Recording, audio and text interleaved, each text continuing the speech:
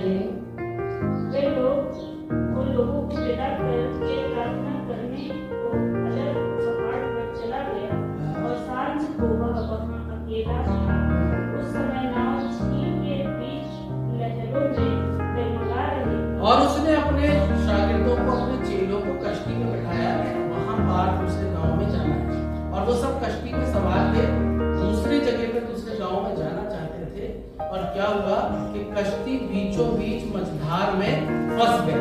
और वहां लिखा है कि उस समय नाव झील के बीच लहरों से डगमगा रही थी, क्योंकि हवा सामने की थी। और हवा कहाँ की थी? सामने की हवा चल रही थी। लहरें बहुत ऊंची ऊंची उठ रही थी और वो उनकी कश्ती को डुबो देना चाहती थी। सब कुछ बर्बाद होने वाला था, सब कुछ खत्म होने वाला था। लेकिन वो लोग कौन थे?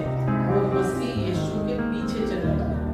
वो मसीह यीशु को अपना राजा, अपना प्रभु कहकर पुकारते थे। तो लिखा है फिर आगे, और यीशु रात के चौथे पहर झील पर चलते हुए उनके पास। झील जानते ना, पानी पर कोई चल सकता है? कोई पानी पे चल।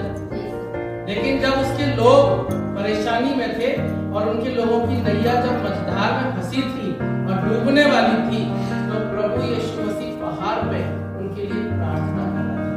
खुदा मानता हूं, उसको पता होता है कि कब कौन मुसीबत में फंसने वाला है।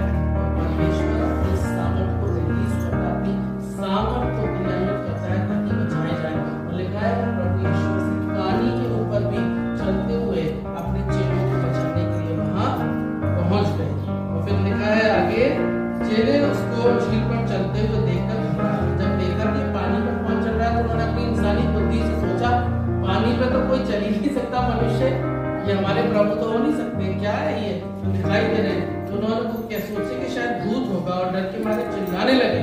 तब यीशु ने तुरंत उनसे बातें की और कहा, ढांढस बांधो, मैं हूँ, डरो। ढांढस बांधो, मैं हूँ, डरो। प्रभु हमारी विपरीत परिस्थिति में, हमारी ऐसी परिस्थिति में जब हमें लगता है कि अब सब कुछ खत्म, अब सब कुछ खत्म हो जाएगा, कुछ भी बचा, तो ऐसी परिस्थिति में परमेश्वर क्या करता है? हमें और आपको बचाने के लिए उसी परिस्थिति के बीच में मौजूद हो जाता है। उसी परिस्थिति में पहुंच जाता है कि मेरे बेटे, मेरे बेटियां, मेरी संतानें, मेरे बच्चे कहां फंस गए, और परमेश्वर वहीं जाके हमें छुड़ाता है। इसलिए हमें परमेश्वर से कहना है कि आप मेरी कमी घटी में आइए। मैं अकेले चलते चलते और आ गया हूँ, मैं अकेले चलते चलते बहुत परेशान हो गई हूँ, आप आइए मेरी कमी। प्रभु यीशु मसीह आते हैं, वो अपने लोगों की क्या करते हैं? मदद करते हैं। देखो फिर आगे लिखा है, तब हवा को देखकर लिखा है, फिर पतरस ने कहा, प्रभु मुझे भी पानी पे चल के आने की आज्ञा दे। और यीशु मसीह ने पतरस से कहा, अब तू भी आ मेरे साथ पानी के ऊपर चल। उन्हीं लहरों के ऊपर जो लहरें उन्हें क्या कर देना मांगती थी? डुबो देना। जैसे हमारी गरीबी अगर हमें खत्म कर देना मांगती है, तो यीशु मसीह मालूम क्या काम करता है? हमारा हाथ पकड़ के उसी गरीबी को हमारे पैरों के नीचे कर देता है। उसने पतरस से कहा, तू भी आ चल के, ये लहरें तुझे डुबो देना चाहती थी, उसी लहरों के ऊपर अब तू मेरा हाथ पकड़ के चल। पहले मसीह उसके ऊपर चल रहा था यीशु मसीह, फिर उसने पतरस से कहा, तुम भी आओ। और पतरस भी उसी बीमारी के ऊपर जो हमें मार देना चाहती है, उसी गरीबी, उसी परेशानी, उसी निराशा, उसी उदासी के बीच जिसमें हमें लगता है अब कुछ नहीं हो सकता, अब तो डॉक्टर ने भी रिपोर्ट उल्टी दे दी है और अब कैसे होगा, क्या होगा, हम हारने लगते हैं।